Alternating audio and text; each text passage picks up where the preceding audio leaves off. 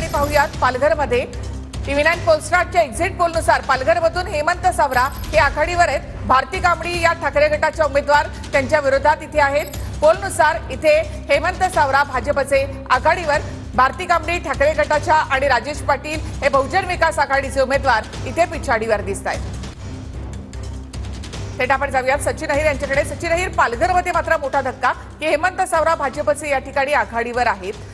दक्षिण मुंबईमध्ये मात्र अरविंद सावंत आपली जागा राखतात असं दिसतंय।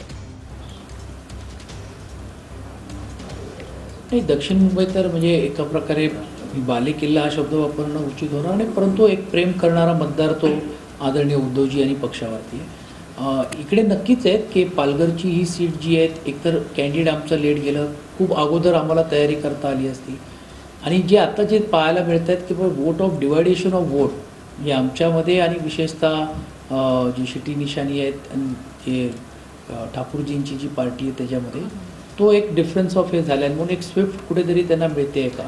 पण खूप चांगली लढत तिकडे देण्याचं काम केलेलं आहे। पालघरमध्ये जो पारंपरिक आदिवासी समाज आहेत किंवा काय आहेत, हेही मोठ्या प्रमाणावरती ताईंच्या मागे उभा होता, आणि मला असं वाटतं की तोही निर्णय फ्लक्च्युएट कुठेतरी होईल। 4 तारखेची आपल्याला वाट बघावी लागेल। जी जी, नक्की सचिनजी, मी पुन्हा मुंबईच्या रिझल्टसाठी तुमच्याकडे येते।